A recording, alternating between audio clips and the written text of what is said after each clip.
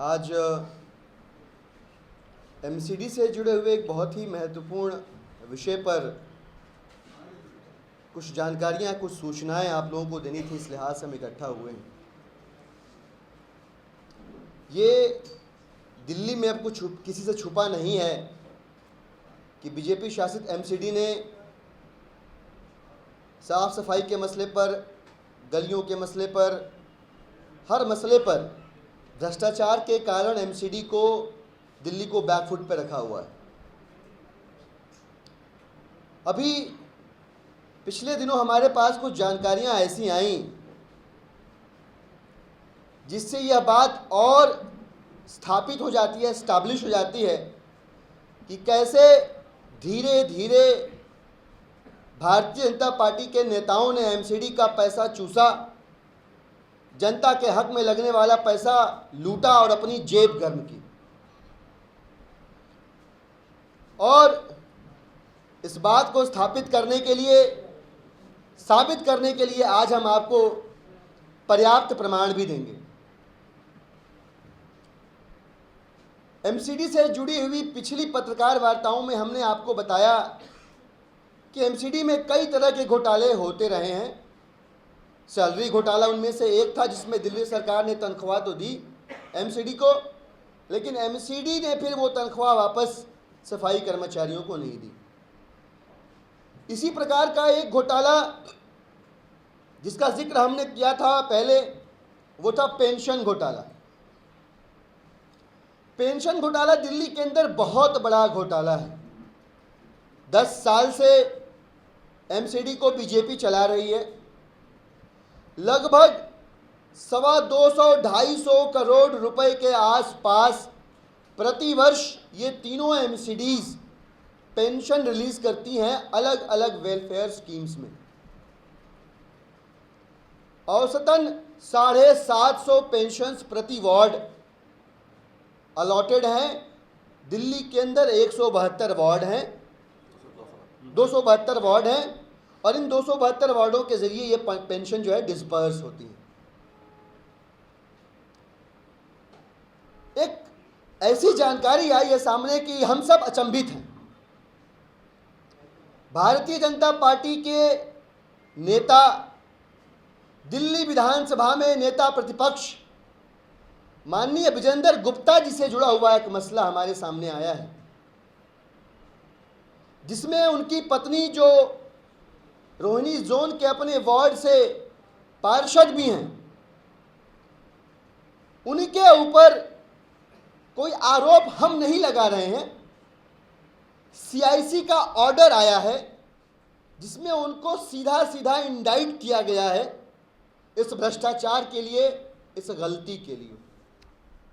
और मेरे पास ये सीआईसी के ऑर्डर की कॉपी है जो आपको दे दी जाएगी, और इस सीआईसी के इस ऑर्डर की कॉपी के आखिरी अंश में जो सीआईसी के निर्णय हैं उनके अधिकार क्षेत्र के अंतर्गत उन निर्णयों का भी जिक्र है, जिसे मैं आप लोगों के सामने अभी पढ़ के सुनाऊंगा। उसके पहले मोटा मोटा पूरा मसला मैं आप लोगों को एक्सप्लेन करना चाहता हूं। मसला क्या है? एक नागरिक ने पेंशन के लिए अप्लाई किया, वृद्धा पेंशन के लिए फॉर्म भरा। उस फॉर्म को शोभा विजेंद्र जी ने अप्रूव किया और उसको पेंशन देना शुरू किया। 3 महीने तक पेंशन मिली। किन्हीं कारणों से जब वो पेंशन रुकी तो जिसको ये पेंशन दी जा रही थी, उनके पति ने, चरणजीत सिंह भाटिया जी ने कंप्लेन की, आरटीआई लगाई कि मेरी पेंशन क्यों नहीं मिल रही है। और तब इस पूरे मामले के पीछे का जो झूठ है, जो भ्रष्टाचार है, जो माननीय विजेंद्र गुप्ता जी की धर्मपत्नी श्रीमती शोभा विजेंद्र जी द्वारा किया जा रहा था, वो सामने आया। भ्रष्टाचार क्या था? भ्रष्टाचार ये था कि जिसको पेंशन दी जा रही थी, उनकी खुद की मासिक आय उन्होंने पेंशन वाले फॉर्म में भी लिख रखा था 27,000 रुपए प्रति माह। दरअसल वो महिला आश्रिता थी अपने पति पे, जो बैंक के एक रिटायर्ड कर्मचारी थे। उनकी खुद की तनख्वाह जो पेंशन आ रही थी वो 27-28 हज़ार 30 हज़ार रुपए के आसपास आ रही, और ये जानकारी उसमें लिखी गई थी। सीआईसी ने इस पूरे मसले की पड़ताल करने के बाद शोभा विजेंद्र जी को साफ साफ दोषी पाया, जिम्मेदार पाया, और अपने ऑर्डर की कॉपी के आखिरी में कुछ डिसीजंस लिए, जिसमें बहुत ही हतप्रभ करने वाले तो नहीं, लेकिन बहुत ही सख्त टिप्पणियां की। कहा है कि exercising its power under section 19(8) the commission requires various public authorities to initiate necessary steps as follows. As 3 MCDs are autonomous bodies governed by democratically elected representatives, the Commission requires the Office of LG of Delhi to take necessary remedial measures to ensure strict compliance of eligibility norms in sanctioning pensions. LG office को कहा कि MCD के अंदर से जो पेंशनें दी जा रही हैं उनके जो नॉर्म्स हैं, आप ये सुनिश्चित करें कि उसको एडहेयर किया जा रहा है, उसका कंप्लायंस हो रहा है। एलजी ऑफिस को यह भी कहा गया कि एक आप कॉम्प्रिहेंसिव नोट बनाएं एमसीडी द्वारा दी जा रही इन पेंशन्स के पेमेंट्स के ऊपर, वो बताएं कि वो क्या है, और इसका वेरिफिकेशन करने के बाद जो भी एलिजिबल नहीं है, पेंशन लेने के हकदार नहीं है, उनको काटें आप। तीसरा कहा कि तीनों एमसीडी को एक आदेश दिया और कहा कि आप अपनी ऑफिशियल वेबसाइट पर पेंशन की एलिजिबिलिटी से जुड़े हुए नोट स्पष्ट करके लिख के रखें, वहां पे लटकाएं। इसके बाद चौथा कहा कि म्युनिसिपल काउंसलर्स अपने राजनीतिक दल, अपने मेयर्स को, सबको अकाउंटेबल माने। वो खुद भी अकाउंटेबल है, आंसरेबल है पब्लिक के प्रति, उनके मेयर्स भी, उनकी पॉलिटिकल पार्टीज भी जिससे वो संबंधित हैं, और इस प्रकार से जवाबदेही बनती है हर एक काउंसलर की एक एक पेंशन के ऊपर। और उसके बाद ये भी कहा गया, चूंकि ये मसला नॉर्थ एमसीडी का था, तो उसमें कमीशन ने कहा कि the commission requires honourable mayor of north Delhi municipal corporation to find out how many pensions were granted on recommendations of area municipal councillors in violation of eligibility norms। आप पता करें कि और कितनी ऐसी पेंशनें हैं जो एलिजिबिलिटी नॉर्म्स को धता बताकर उस इलाके के काउंसलरों द्वारा दी गई हैं, और इनको रोकने के ज़रूरी कदम, सख्त कदम आप जल्द से जल्द उठाएं, क्योंकि इनके ज़रिए पब्लिक फंड का ड्रेनेज हो रहा है। इसके बाद इस पर्टिकुलर मसले में शोभा जी को कहा गया कि the commission requires the honourable area municipal councillor missus Shobha Vijendra to explain her political party, the mayor and her voters in general along with a copy of such explanation to this commission why an eligible applicant was recommended for the pension in glaring violation of income norms, and to ensure the people that ineligible candidates would not be recommended in future. Such incidents should lead to introduce systems to make representative of people, including area municipal councillors or legislators, to be brought under the ambit of transparency law to make them accountable and answerable to the people.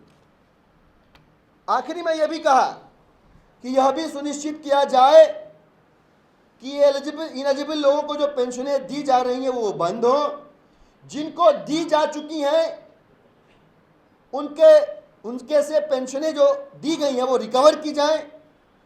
Recovery के बाद जिन लोगों के recommendations पे ये pensions दी गई हैं उनके खिलाफ भी कार्रवाई होनी चाहिए। हमारा माननीय विजेंद्र गुप्ता जी से हमारे कुछ सवाल हैं, 5 सवाल हैं जिसको हम आप लोगों के जरिए उन तक पहुंचाना चाहेंगे। ये सवाल मैं आपके सामने पढ़ूं इसके पहले मैं आपको बताना चाहूंगा कि ये एक मसला जिसमें स्पष्ट सीआईसी के स्ट्रक्चर्स आए हुए हैं, ये एक मसला नहीं है। ऐसे बहुत सारे मामले इस समय दिल्ली के अंदर हैं जिसमें भारतीय जनता पार्टी के पार्षद फर्जी पेंशनें बनवाकर जनता का पैसा लूट रहे हैं भ्रष्टाचार के जरिए। मैं आपको बताना चाहूंगा कि ऐसा एक मसला भाजपा के एक पार्षद पालम इलाके के, जिसके बारे में और डिटेल्स हमारी विधायिका उस क्षेत्र से भावना गौड़ जी देंगी, लगभग 600-650 फर्जी पेंशनें बनवाने का उनके ऊपर आरोप है। एनडीटीवी ने कुछ एक महीने पहले इसके ऊपर एक बहुत बड़ा स्ट्रिंग ऑपरेशन करके इसको एक्सपोज भी किया था। हमारे ही कागजात के ऊपर, हमारे ही पार्टी के कार्यकर्ता के कागजात के ऊपर वो शो किया गया था। पवन राठी नाम है उन पार्षद का। जैसे ही पता चला कि कुछ होने वाला है, आपाधापी में बहुत सारी पेंशनें कटवाई गई, क्या किया गया उस, तो कहने का मतलब यह कि पूरी दिल्ली में यह हो रहा है और इस लिहाज से यह मसला बहुत गंभीर हो जाता है। 10 वर्षों से भारतीय जनता पार्टी शासन में है, एमसीडी चला रही है, 250 करोड़ रुपए प्रतिवर्ष दिए जा रहे हैं। इस लिहाज से लगभग 2500 करोड़ रुपए पब्लिक फंड के ड्रेनेज का यह पूरा मामला है दिल्ली के अंदर। बहुत गंभीर बात है। और इस पृष्ठभूमि में 5 सवाल हम भारतीय जनता पार्टी से विजेंद्र गुप्ता जी से करना चाहेंगे। पहला तो ये कि विपक्ष के नेता माननीय विजेंद्र गुप्ता जी क्या अपने शब्दों में सीआईसी के इस ऑर्डर की पृष्ठभूमि में इस पेंशन घोटाले में अपनी पत्नी श्रीमती शोभा विजेंद्र जी के रोल को स्पष्ट करेंगे? Leader of the opposition in Delhi Assembly, Mr. Vijender Gupta, will he explain the role of his wife and MCD councillor Mrs. Shobha Vijender in this pension scam? Second, will Mr. Gupta resign and must come forward for an inquiry in this pension scam or not? क्या mister Vijendra Gupta इस pension घोटाले में इसकी नैतिक जिम्मेदारी लेते हुए इस्तीफा देंगे अपने पद से? और चूंकि उनकी पार्टी राजनीतिक शुचिता की बात करती है, चाल चरित्र चेहरे की बात करती है, तो क्या वो खुद इस पूरे मसले के इंक्वायरी की जांच की मांग करेंगे? तीसरा सवाल, जनप्रतिनिधि तो श्रीमती शोभा विजेंद्र जी भी हैं।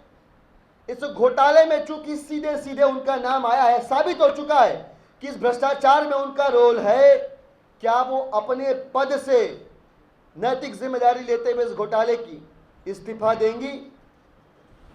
चौथा सवाल कि अगर मिस्टर विजेंद्र गुप्ता, श्रीमती शोभा विजेंद्र जी और भारतीय जनता पार्टी इस पूरे प्रकरण में अगर इस्तीफा नहीं दिलवा पाती है विजेंद्र गुप्ता जी से और शोभा विजेंद्र जी से, तो भारतीय जनता पार्टी की टॉप लीडरशिप यानी माननीय मोदी जी से पूछना चाहेंगे कि क्या इस भ्रष्टाचार के मामले पर भी वो चुप्पी साधेंगे या वो विजेंद्र गुप्ता जी को, शोभा विजेंद्र जी को भ्रष्टाचार के इस मामले में आकंठ डूबे होने की वजह से उनको बर्खास्त करेंगे या नहीं? और पांचवी बात कि अगर ये चारों नहीं होते हैं तो आम आदमी पार्टी इस पूरे प्रकरण में कानूनी सलाह लेगी, कोर्ट का दरवाजा खटखटाएगी, लेकिन ये जरूर सुनिश्चित करेगी कि जो 2500 करोड़ रुपए के पब्लिक फंड के ड्रेनेज की जो बात है इसको रोका जाए और इसमें जो फंड ड्रेन आउट हो चुका है उसको रिकवर किया जाए और जो लोग जिम्मेदार हैं उनके खिलाफ सख्त से सख्त कार्रवाई की जाए, क्योंकि ड्रेनेज तो हो रहा है पब्लिक फंड का। और ऐसा भाजपा के खुद के नेता, हमने एक प्रेस कॉन्फ्रेंस करके बताया था, कूड़े कचरे की साफ सफाई के मसले में भाजपा के नेता सदन चंदोलिया जी ने आरोप लगाया रविंदर गुप्ता के ऊपर। रविंदर गुप्ता ने उन आरोपों से इनकार करने की बजाय आरोप लगा दिया सतीश उपाध्याय के ऊपर। नतीजा कि रविंदर गुप्ता जी मेयर नहीं है, पूर्व मेयर है। किसी ने भ्रष्टाचार नहीं हुआ ऐसा नहीं कहा, भ्रष्टाचार तो हुआ, लेकिन सब एक दूसरे के ऊपर उंगली उठाते रह गए। तो पूरे 272 वार्डों में जहां भाजपा और कांग्रेस के पार्षद हैं, ये पेंशन घोटाला हुआ है, इसके प्रमाण आ चुके हैं। बीजेपी के लोग इन्वॉल्व हैं, इसके भी प्रमाण आ चुके हैं। पालम वाला जो घोटाला है उसमें भ्रष्टाचार का क्या स्तर है, उस बारे में आपको भावना गौड़ जी बताएंगे। देखिए, मैं भावना गौड़ पालम से इस समय विधायक हूँ। मेरे अपने वार्ड के अंदर, मेरे अपनी विधानसभा के अंदर 4 वार्ड हैं और लगभग चारों वार्ड पेंशन घोटाले के अंदर लिप्त हैं बुरी तरीके से। और एक बहुत बड़ा फर्जीवाड़ा जो पालम विधानसभा के वार्ड नंबर 148 जिसका नाम मधु विहार है, एनडीटीवी ने आज से महीना 2 महीना पहले एक स्टिंग ऑपरेशन के जरिए उन सारी चीजों को बाहर ला करके जनता के बीच में रखा था। और शायद वो चीजें सामने आने के बाद में कुछ एक पेंशन्स वहां से काटी गई हैं, हटाई गई हैं। लेकिन पेंशन्स को काटना अपने आप में इसका कोई अपने आप को एक्सक्यूज नहीं है कि जो पेंशन बनी थी उसको काट दिया गया। वो पेंशन कैसे बनी, वो पेंशन क्यों बनी, उन पेंशन को बनाने के पीछे क्या नीयत थी, ऐसे बहुत सारे क्वेश्चन मार्क लग करके क्वेश्चंस हमारे सामने खड़े हो जाते हैं। अभी मेरे वार्ड नंबर 148 जिस वार्ड का नाम मधु विहार है, वहां के पार्षद पवन राठी जी ने लगभग 650 पेंशन्स, वो केवल एक फर्जीवाड़ा है, वो पेंशन्स देने के नाम के ऊपर एक गरीब व्यक्ति, एक निराश्रित व्यक्ति, एक विधवा महिला जिनको सही मायने में सरकारी तौर के ऊपर सहयोग राशि दी जाती है, वो ना देके एक बहुत बड़ा फर्जीवाड़ा किया हुआ है। देखिए, पार्षद के स्वयं के दफ्तर के नाम के ऊपर लगभग 3 पेंशन बनी हुई है। मधु विहार के वार्ड अध्यक्ष जिसका नाम प्रदीप धामा है, उनके स्वयं के परिवार के सदस्य, ऐसे 11 सदस्य हैं जो पेंशन ले रहे हैं। प्रदीप धामा जो मंडल अध्यक्ष हैं, उनकी मां पेंशन ले रही हैं, उनकी पत्नी पेंशन ले रही हैं, उनके भाई की मिसेस पेंशन ले रही हैं, उनके भाई पेंशन ले रहे थे जो अब स्वर्गवासी हो गए हैं, उनके मामा के बच्चे, चाचा के बच्चे, ऐसे कुल मिला जुला करके एक ही एड्रेस के ऊपर 11 पेंशन्स लगी हैं। इसके अलावा हमारे पार्षद के 2 दफ्तर मधु विहार वार्ड के अंदर हैं। दोनों वार्ड के दफ्तर के एड्रेस के ऊपर लगभग 3 और 5 की संख्या में पेंशन बनी हुई है। एक महिला जिसका नाम नीतू सिंह है, पति का नाम कमल सिंह है, सीनियर सिटीजन की पेंशन ले रही है। और मुझे जानकारी है, हमारे पत्रकार बंधु बहुत समझदार हैं, सीनियर सिटीजन को पेंशन देने का सीधा सीधा मतलब है कि जिनकी उम्र 60 साल हो गई है। 36 साल की महिला जिसका नाम नीतू सिंह है, वाइफ ऑफ कमल सिंह, उनको पेंशन दे रहे हैं हमारे पार्षद महोदय।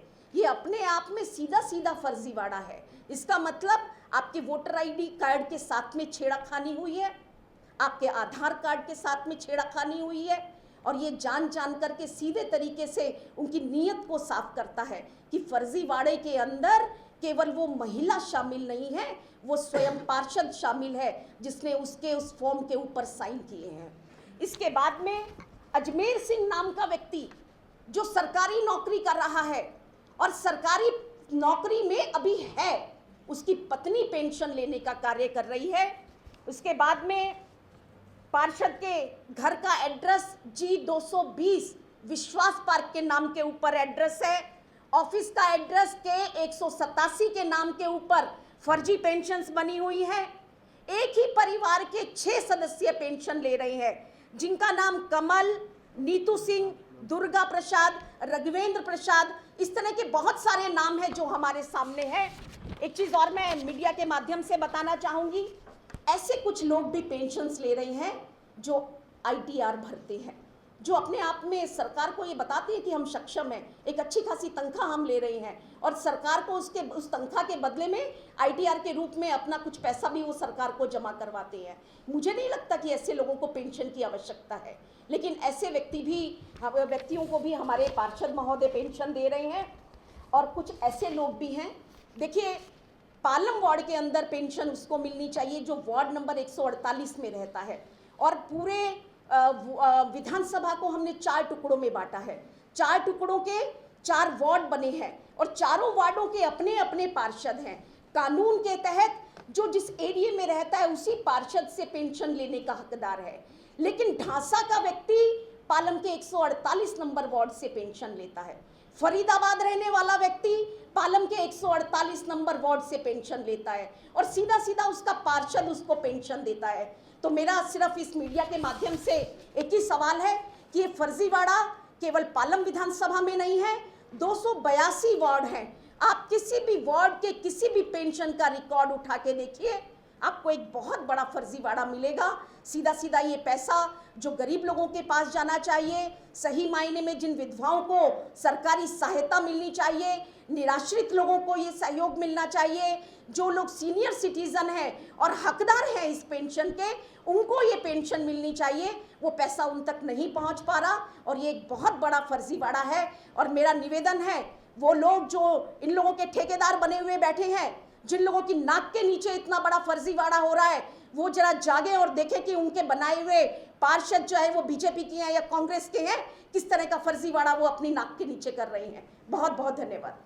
सीआईसी ने एक चीज़ जो आप लोगों को बतानी रह गई थी, सीआईसी ने अपने डिसीजन में ये पॉइंट नंबर ई है, इसमें कहा है कि जो the commission requires the honorable mayor of North Delhi Municipal Corporation to find out how many pensions were granted on recommendations of area municipal councillors in violation of eligibility norms of income and initiate necessary steps to stop this drainage of funds and to recover the money from ineligible candidates like appellant's wife, ये इस particular case की भी बात कर रहे हैं, plus और from the area municipal councillors. अगर गलत पाया जाता है तो जहां जहां पेंशनें गलत दी गई हैं इनसे रिकवर किया जाए, नहीं तो जिस काउंसलर के रिकमेंडेशन पे दिया गया है उनसे ये वसूल किया जाए। यहाँ पे 2-2 बार 3-3 बार के काउंसलर्स हैं, 10 साल में 1-2 नहीं कई लाख कई करोड़ रुपए जो है अब तक लील गए होंगे।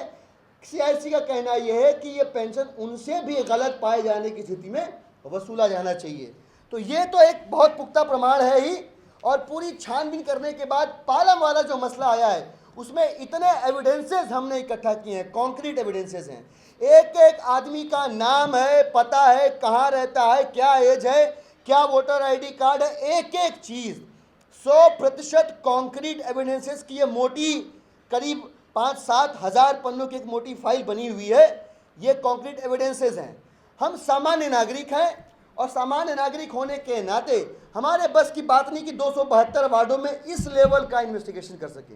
यह 2, 3, 4, 5 जो केसेस हमारे पास आए हैं ये फिट केसेस हैं जिनको नज़ीर बनाकर पूरी दिल्ली के अंदर पेंशन के नाम पर चल रहे भारतीय जनता पार्टी के इस भ्रष्टाचार का पर्दाफाश करने का आम आदमी पार्टी प्रण लेती है और इसको इसकी तार्किक परिणति तक हम निश्चित रूप से लेकर जाएंगे।